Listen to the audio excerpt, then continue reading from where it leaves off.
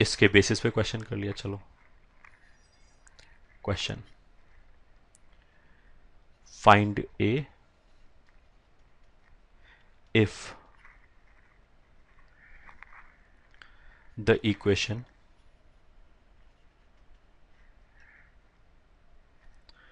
कौन सा इक्वेशन, ये a plus 3x² minus 2ax plus 4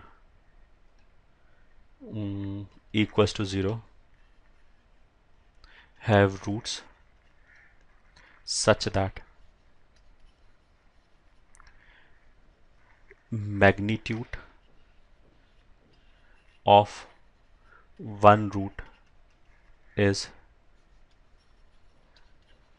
less than 2 and that of other is greater than 2। ठीक है, फिर जो अभी हमने थोड़ी देर पहले बोला, इस क्वेश्चन में से उसने बोला क्या है कि a का वैल्यू बताओ, ताकि इसी इक्वेशन में क्या हो कि एक रूट का मैग्नीट्यूड तो 2 से कम रहे और दूसरे रूट का मैग्नीट्यूड 2 से ज़्यादा रहे। ठीक है, और मान लिया यहाँ पे 3 लिखा है, ऐसे ही चेंज कर दिया। क्यों चेंज किया ऐसे? ठीक है, हमें क्या चाहिए वापस क्वेश्चन में कि एक रूट का मैग्नीट्यूड 2 से कम होना चाहिए और एक रूट का मैग्नीट्यूड 2 से ज़्यादा होना चाहिए।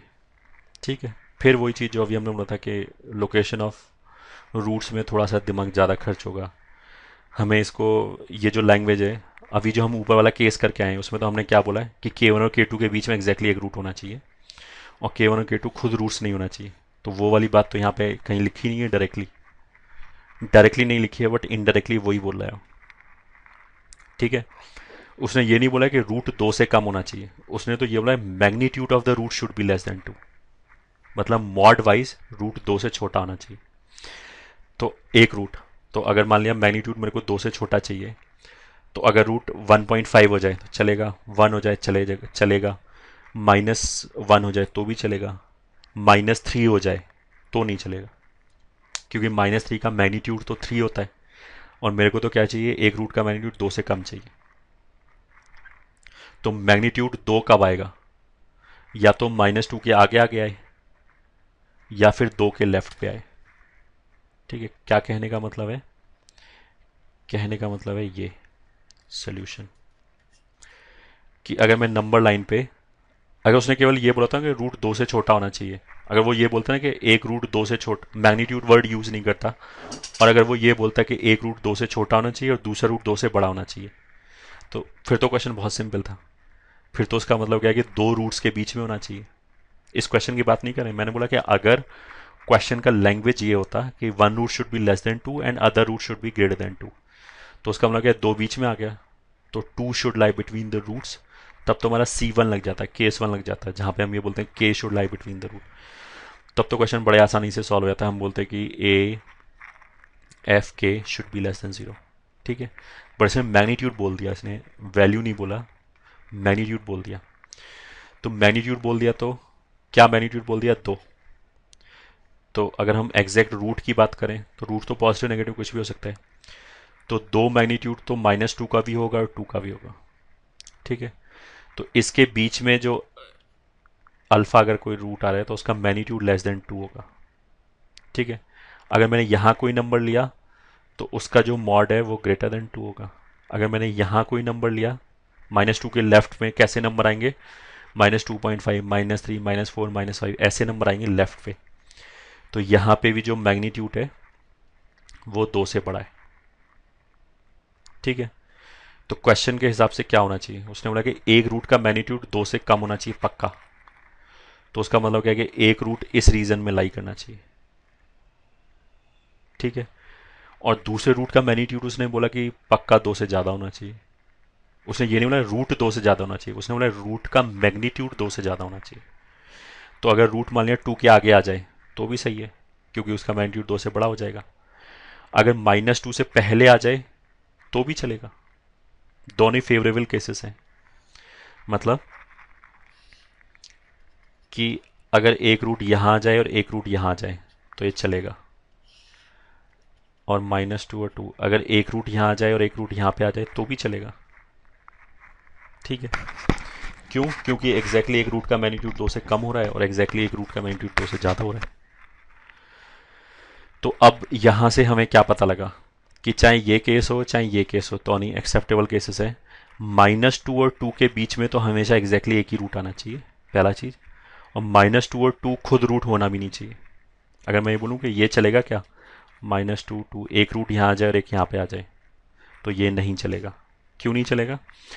क्योंकि एक ये वाला जो रूट है उसका मैग्नीट्यूड 2 से कम तो हो गया, बट इसका मैग्नीट्यूड तो 2 ही हो गया। और जबकि हमें क्या चाहिए कि एक का कम होना चाहिए और एक का ज़्यादा होना चाहिए, दोनों कंडीशन होना चाहिए। ठीक है, तो इफेक्टिवली क्वेश्चन में क्या बोला जा रहा है कि -2 और 2 के बीच में एग्जैक्टली एक रूट आना चाहिए, एंड -2 एंड 2 खुद रूट नहीं होना चाहिए। जैसे 2 रूट नहीं हो सकता वैसे -2 भी नहीं हो सकता। तो अब अगर हमने इसको ऐसे इतना एनालाइज कर लिया तो हमें समझ में आएगा कि दिस इज नथिंग बट हमारा केस 2। क्योंकि केस 2 में उसने क्या बोला है कि K1 और K2 के बीच में एग्जैक्टली एक रूट आना चाहिए, एंड K1 और K2 खुद रूट नहीं होना चाहिए। ठीक है, तो ये जो मैंने भी एक्सप्लेन किया ना कि अगर इसका इसका मतलब ये, इसका मतलब ये तो मैं खुद ही एनालाइज करना पड़ेगा, खुद ही सोचना पड़ेगा, खुद ही इसको जो भी हमारे रिक्वायर्ड कंडीशंस हैं या इस केसेस हैं, केस 1 केस 2 केस 3 कौन से केस में फॉल हो रहा है, ये तो मैं खुद ही अपना दिमाग लगाना पड़ेगा। इसीलिए थोड़ा सा टफ है जो मैं बार बार बोल रहा हूँ। और जब मैं टफ बोल रहा हूँ तो ऑफकोर्स मैं डरा नहीं रहा हूँ, अगर समझ में आ रहा है तो बहुत अच्छी बात है। ठीक है, क्वेश्चन कहता find A they they this, तो हमने इफेक्टिवली क्वेश्चन क्या लिखा, क्वेश्चन क्या बोला हमने कि -2 और 2 के बीच में एग्जैक्टली एक रूट होना चाहिए इस इक्वेशन का, a+3 3a4। ये ठीक है, तो now this implies the equation जो क्वेश्चन में दे रखा है a+3x² -3ax और आगे क्या था +4 +4 is equals to 0 should have exactly one root between -2 and 2। ठीक है, and also -2, 2 should not be the root। तो this implies required condition will be क्या कंडीशन था, हमने वापस एक बार केस में जाके देखें तो कंडीशन ये था, एक ही कंडीशन था, एक ही काफ़ी है, काफ़ी है और ज़रूरी भी है वापस, necessary and sufficient. Fk1 into Fk2 negative होना चाहिए। मतलब क्या बोला गया इफेक्टिवली, K1 K2 का काम -2 और 2 कर रहा है, तो रिक्वायर्ड कंडीशन क्या है कि F-2 into F(2) should be negative. ठीक है, -2 कैसे आएगा, इस क्वालिटी इक्वेशन में x के -2 रख दो तो ये कितना आ जाएगा 4, तो आ जाएगा 4 टाइम्स a+3, यहाँ पे -2 रखा तो माइनस माइनस प्लस हो जाएगा, तो 6a+4। तो ये ब्रैकेट तो किसका हो गया, f(-2) का। f(2) में क्या होगा, x ये तो फिर भी 2 ही रखा जाएगा, बस ये बीच में माइनस रह जाएगा। तो अगर मैं लिखूं तो it will remain 4a+3 -6a+4 and Fk1 Fk2 क्या होना चाहिए, ये <0, तो इसलिए दिस शुड बी <0। सिंप्लीफाई कर लो, 4a 6a कितना हो गया 10a, 12 + 4 16, यहाँ से 4a -6a -2a 12 + 4 16, this should be <0। ये ठीक है। अब इस इनइक्वालिटी को सॉल्व कर लिया, इस इनइक्वालिटी को कैसे सॉल्व करें, यहाँ से 10 कॉमन निकाल दिया तो ये ब्रैकेट बन जाएगा a + 16/10, 16/10 इज 8/5, और यहाँ से -2 कॉमन निकाल दिया तो आ जाएगा a - 8। यहाँ से 10 कॉमन निकाला, यहाँ से -2 कॉमन निकाला तो बाहर आके कितना हो गया -20, उससे डिवाइड कर दिया तो इनइक्वालिटी का साइन चेंज हो जाएगा, मतलब दिस ग्रेटर देन जीरो ऐसे आ जाएगा। बस फिर वही हो गया, ये फिर एक क्वाड्रेटिक बन गया ए में, पैरामीटर ए में एक क्वाड्रेटिक इनइक्वालिटी बन गया। इसको सॉल्व कर लो, जो इसका सोल्यूशन होगा वही आंसर हो जाएगा। ठीक है, अब सॉल्व कैसे करें वो मैं तुम्हें बोल चुका हूँ कि ये बेसिक चीज़ें तुम्हें आना चाहिए अपने आप, करो सॉल्व अपने आप। अगर हम ए का कोफिशिएंट पॉजिटिव, ये भी क्वाड्रेटिक इनइक्वालिटी है, अगर ए का कोफिशिएंट हमने पॉजिटिव बना रखा है, अगर ये समझने में दिक्कत है तो जाओ बेसिक मैथमेटिक्स जहाँ पे 11th के शुरू में पढ़ाया होगा, वहाँ पे इनइक्वालिटी सॉल्व करना भी सिखाया था, वो जाके पढ़ो, फिर आके वापस यहाँ से कंटिन्यू करके देखो। ठीक है, अगर वैसे हमें क्वाड्रेटिक ऐसे ग्रेटर देन जीरो चाहिए तो आउटसाइड द रूट्स होगा आंसर। तो आउटसाइड द रूट्स का मतलब है ये रूट -8/5 है और ये रूट 8 है।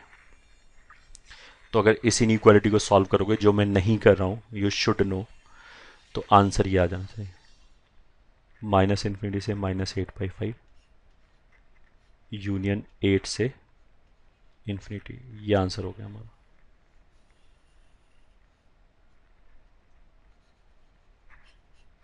ये ठीक है, ये इस इनइक्वालिटी का आंसर है, तो यही हमारे क्वेश्चन का आंसर हो गया।